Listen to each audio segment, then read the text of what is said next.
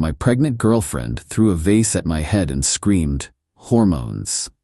Then she admitted the baby wasn't mine in a fit of rage. I packed my bags. She changed her tune instantly, claiming it was a joke, but I was already out the door. I, 32 male, was packing a bag while my girlfriend, 29, screamed at me from the bedroom doorway. The side of my head was still throbbing where the ceramic vase had hit me 20 minutes earlier. "It was just hormones. You can't leave me because of hormones." I folded another shirt, didn't look at her. "Not leaving because of hormones. Leaving because you told me the baby isn't mine." I was angry, I didn't mean it. "You said," and I quote, "You want to know the truth? Fine, the baby's not even yours, it's his. I've been sleeping with him since March." Silence. Then, "I was just trying to hurt you. I say things I don't mean when I'm upset." I finally looked at her, 6 months pregnant, standing there in my apartment. Well, our apartment now, since she'd moved in 4 months ago when we found out. Tears streaming down her face, hands on her belly. "You threw a vase at my head, then screamed that the baby isn't mine, then described in detail how you've been cheating for months. That's not saying things. That's truth coming out when you're too mad to lie anymore. Baby, please, stop calling me baby. Stop calling me anything. I'm done." "You're really going to abandon your child?" "Not my child. You literally just told me that. It was a joke. God, can't you take a joke?" I zipped the bag, grabbed my laptop. "I'll be back for the rest of my stuff when you're not here. Don't contact me." "Where are you even going? Not your problem anymore." I walked past her. She grabbed my arm. "You can't just leave. I'm pregnant. What am I supposed to do?" "Call the actual father, the one from March." Her face went from desperate to venomous in about half a second. "You're a coward. A pathetic coward. I gave you everything and this is how you repay me?" I pulled my arm free. "You gave me lies and someone else's kid. We're done." Walked out. She was screaming behind me, but I didn't catch all of it. Something about ruining her life, about me being heartless, about hormones again. Drove to my buddy's place. He took one look at my face and handed me a beer. "She actually threw something at you." "Vase. Missed mostly. Clipped my ear? And the baby?" "Not mine." She admitted it mid-fight, then tried to say she was joking when she realized I was leaving. Holy shit. Yeah. Stayed on his couch that night. Blocked her number around 2 a.m. after the 50th text. They ranged from, "I'm sorry baby, please come home," to, "You're going to regret this," to, "The baby is definitely yours, I was lying about lying." Too late for that. Update 1 week later. The harassment got creative real fast. First, she showed up at my work. Security called me down to the lobby where she was making a scene. "He abandoned me. I'm 6 months pregnant, and he just left." Security guard looked at me. I looked at him. "She's my ex. We broke up. I'd appreciate if she wasn't allowed in the building." "Sir, she says you're the father." "She also says the baby isn't mine depending on which day you ask her. I'd still like her removed from the building." My girlfriend started crying. "How can you be so cruel? I made one mistake and you're throwing away our family. One mistake that lasted since March. That's not one mistake, that's 4 months of lying." Security escorted her out. She was screaming about abandonment and deadbeat dads and hormones. Again with the hormones. My boss called me in that afternoon. "Want to explain what happened in the lobby?" I gave him the short version. Vase, confession, me leaving, her showing up here. He winced. "That's rough. Look, I can't ban her from a public building, but if she becomes a problem, I'll handle it legally if needed."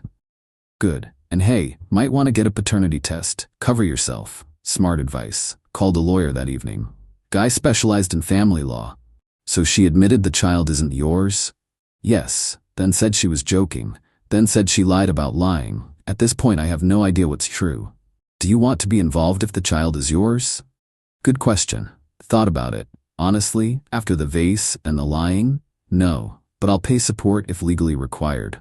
I'm not trying to dodge responsibility, just trying to dodge crazy. "Fair enough. Here's what we do. Demand a paternity test. If it's not yours, you're clear. If it is, we establish a custody arrangement that limits your contact with the mother." Can we do that? Given her behavior, assault, harassment at your workplace? Yeah, we can argue for supervised exchanges minimum. Cost me $3,000 retainer. Worth every penny. He sent a letter to my ex the next day. Formal demand for paternity testing once the baby was born. Also included a cease and desist about the workplace harassment. She responded by calling my mother. My mom called me, confused. Your girlfriend says you abandoned her and the baby? Ex-girlfriend, and she told me the baby isn't mine before I left. She says that was a joke? After throwing a vase at my head and detailing a months-long affair, some joke. Oh honey, my mom's on my side. Good, because what came next was her family. Her mother showed up at my buddy's place Thursday night. Don't know how she found me, but there she was. You need to come home. My daughter is hysterical. Not my home anymore, and your daughter assaulted me. She was emotional. You can't hold that against a pregnant woman. I can hold assault against anyone, pregnant or not. The stress of you leaving could harm the baby. The stress of her cheating harmed our relationship. Call the real father. There is no other man. She made that up because you were arguing. I showed her the text from a month ago. My ex had left her phone on the counter, went to shower. Notification popped up. Can't wait to see you tonight with a heart emoji. From a saved contact labeled J.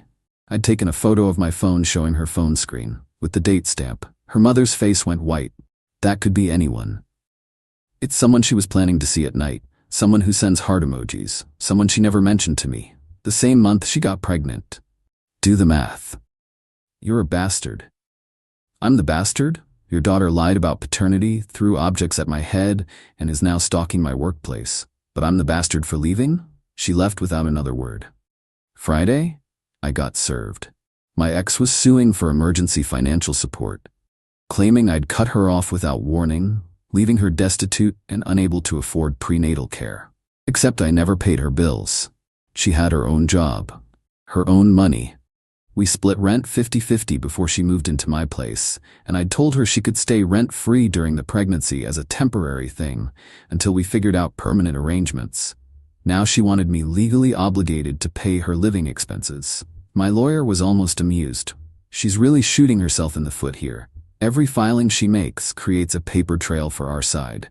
How so? You're demanding a paternity test. She's demanding money. If the test proves you're not the father, she just filed a frivolous lawsuit and opened herself up to sanctions. If it proves you are, she still undermined her own credibility by lying about it. What about until the baby's born? We fight it. Show proof she has income, her own savings, family support. Argue that without confirmed paternity, you have no obligation. Worst case, judge orders minimal temporary support pending DNA results. Court date was set for 3 weeks out.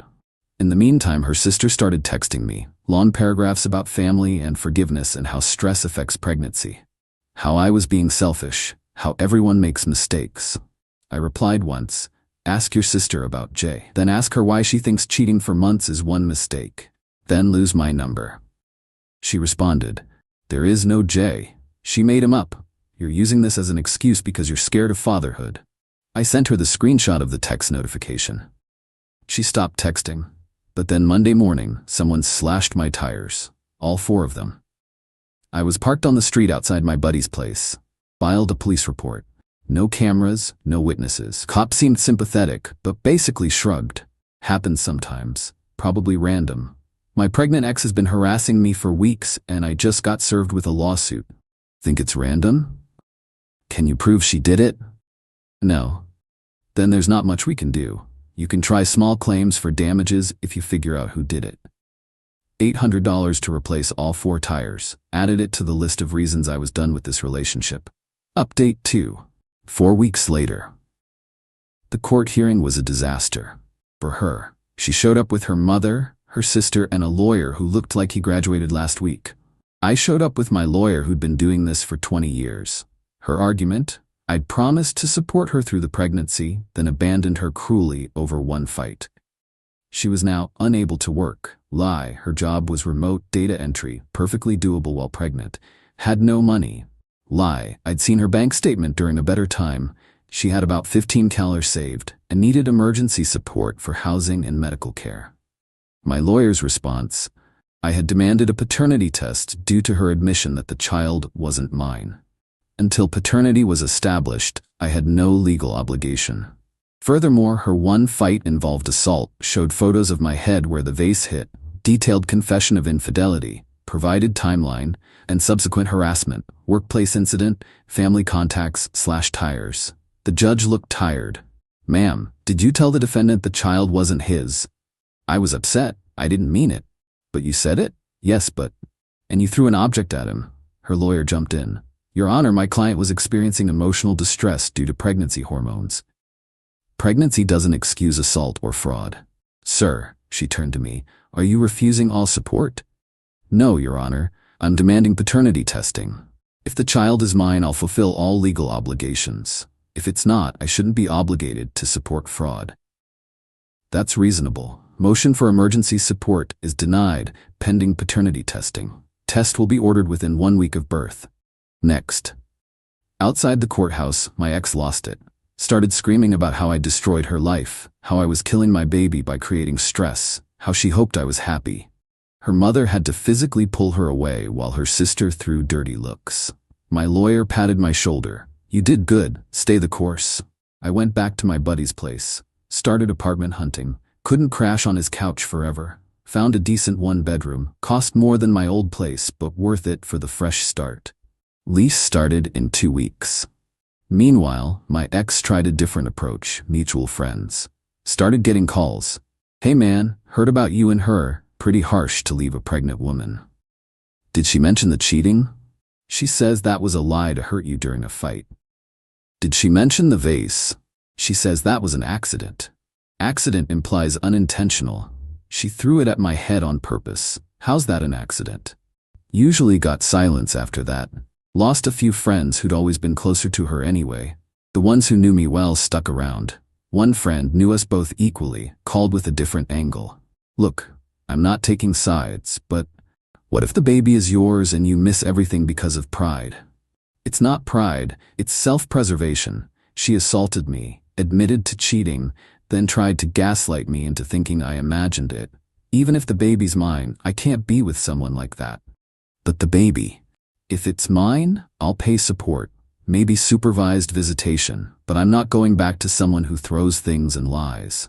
That's fair, he admitted. Just wanted to make sure you'd thought it through. I had. Every night on that couch, I'd thought it through. And every morning, I woke up relieved to be away from her. 6 weeks after I left, she went into labor. 3 weeks early. Got a text from her sister. Baby's here. Girl, 5 pounds 3 ounces, you should be here. I wasn't. Texted my lawyer instead. Baby's born, get the paternity test ordered. Took 2 more weeks for everything to process. Hospital, court order, my sample, baby sample. Waiting for results was the longest 2 weeks of my life. During that time, my ex tried twice more to contact me. Once through a new number I hadn't blocked. Your daughter needs her father. I didn't respond. Not playing that game until paternity was confirmed. Second time, she showed up at my new apartment. Don't know how she got my address. Showed up with the baby, crying on my doorstep. Just meet her, please. She looks just like you. I looked at the baby through the crack in the door. Kept the chain on. Newborn, tiny, wrapped in pink. Could have looked like anyone at that age. Test results aren't back yet. I know she's yours. A mother knows. You also knew the baby wasn't mine back in April. So forgive me for not trusting your maternal instincts. That was different. I was angry. Results in a few days, will go from there. You're really going to reject your own child because you're mad at me? I'm gonna wait for scientific proof before committing my life to a child that might not be mine.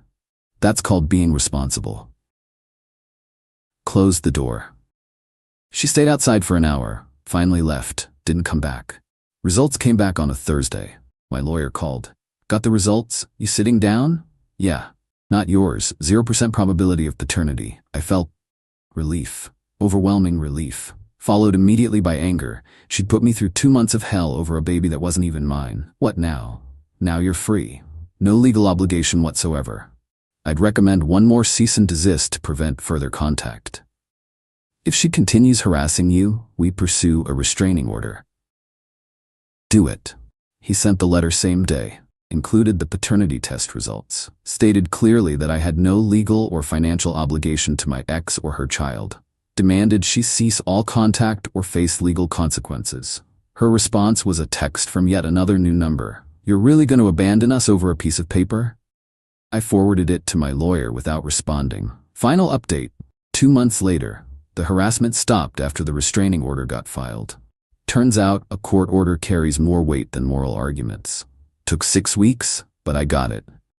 She'd violated the cease and desist 4 times, showed up at my apartment twice more, called my work again, and somehow got my new number to text me another 12 times. Judge granted a year-long restraining order. 500 feet minimum. But the real consequence came when the biological father found out. Turns out Jay was her coworker. They'd been hooking up since March like she'd said, but she'd never told him she was pregnant. He found out when she filed for child support against him. My lawyer had included his name in court documents based on evidence we'd gathered. He got served, showed up at my door a week after that. Different kind of conversation. "You the ex-boyfriend?" "Yeah." "She tell you about me?" "Only after throwing a vase at my head." He winced. "Sounds about right." She got intense. That's one word for it. "Look, I'm not here to cause trouble. Just wanted to know, she tried to pass the kid off as yours?" For 6 months, until I left, she insisted I was the father. "Did she ever mention me at all? Before the fight?" "Never. I found out you existed from a text notification, then she confirmed it while screaming at me." He shook his head. "I'm dealing with it now. Court-ordered paternity test came back. Kid's definitely mine. Paying support, figuring out custody. It's a mess. Welcome to my life from March to June. How'd you deal with it?" "Lawyer, documentation, boundaries. Don't let her guilt you, don't engage with the emotional manipulation, and for the love of God, don't go back." "Not planning on it. Just wanted to know what I'm dealing with. Someone who lies reflexively and blames everyone else for consequences. Good luck." He left. I felt bad for the guy. He got trapped by biology. I got lucky with timing. My ex tried contacting me one more time through her mother. Email this time, since everything else was blocked and legally prohibited. "My daughter is struggling financially. The father refuses to pay adequate support. You lived with her for over a year. Morally, you should help." My response: "Morally, your daughter should have been honest about paternity from the start. Legally, I have no obligation, as confirmed by court order. I suggest your daughter and the biological father work out their issues without involving me. This is my final communication on this matter." Copied my lawyer on it. He approved. That was 6 weeks ago. Radio silence since then. Life's getting back to normal. Work's good. Apartment's good. Started seeing someone new, taking it slow, way slower than before. Trust issues are real now. Buddy, whose couch I crashed on, got married last month. Gave a speech at his wedding about having friends who show up when life goes sideways. Got a little choked up. He later told me I could have stayed as long as needed. Good people exist. Financially, the whole thing cost me about $8,000. Legal fees, tire replacement, higher rent, moving costs. Not cheap, but cheaper than 18 years of child support for someone else's kid. Emotionally, still processing. Therapy's helping. Turns out, getting assaulted by someone you love leaves marks that don't show up on the surface. The what-ifs hit me sometimes. What if I'd stayed? What if I'd believed it was a joke excuse? What if I'd waited until birth to confirm paternity? I'd be trapped. Legally tied to a child that wasn't mine. Stuck in a relationship with someone who'd rather lie than tell the truth. Paying for someone else's choices. Instead, I'm free. Single, starting over, but free. The baby's 4 months old now. I don't know her name. Don't know what she looks like beyond that one glimpse through the door. Don't know if she's healthy or happy. And that's okay. She's not my responsibility. She has a father, the real one.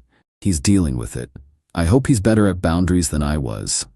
My ex hasn't moved on though. Heard through mutual friends, she's been telling anyone who'll listen that I abandoned her and our baby. Still lying about paternity. Still playing victim. People who know the truth don't buy it. People who don't, their opinions don't matter. Learned some hard lessons through this. Red flags I ignored early in the relationship. Moments where her temper showed and I wrote it off. Times she lied about small things that should have been warnings. Won't make those mistakes again.